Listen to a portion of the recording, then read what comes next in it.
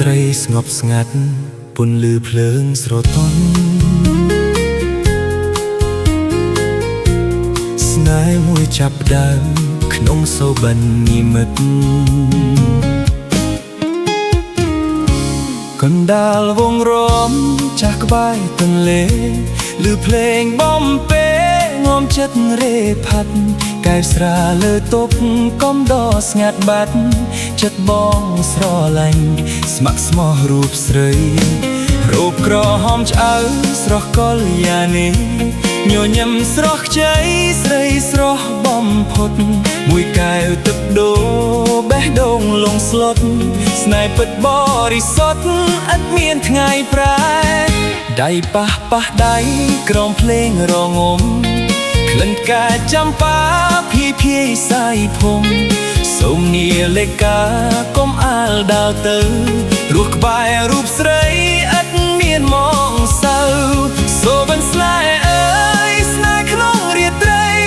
ក្រោមពន្លឺភ្លើងអតីតកាលថ្មីភ្នែកស្រស់ថ្លាប្រាប់ស្មោះស្មោះលោកស្រីដូចច័ន្ទពេញវងបំភ្លឺហារតីសូបិនស្នេហ៍អើ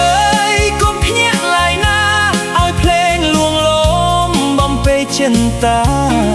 បារាត្រីនេះត្រឹមជាសូបិន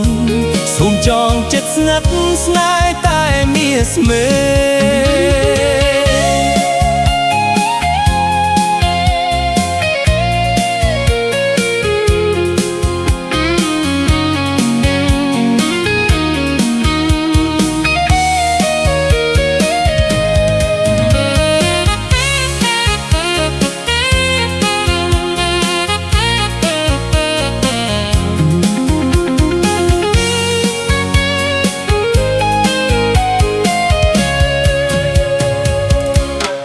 រូបថតចាស់ឆ្ងាយនៅលើជញ្ជាំង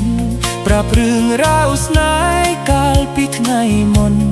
សុនដេងទ្រុកខ្សែបនលឺស្រប់ទុនលំចិត្តលំលន់ស្រឡាញ់រូបស្រីក្លិនក្រអូបខ្លួននៃផ្សែងបារីកែស្រាលើកមិនតន់អស់នៃចិត្តបងប្រគល់ជូនស្រស់ពិសី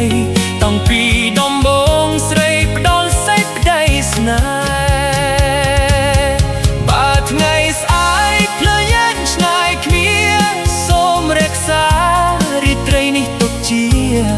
រឿងរ៉ាវស្នេហាឥតមានថ្ងៃណាយគ្រប់ជុំ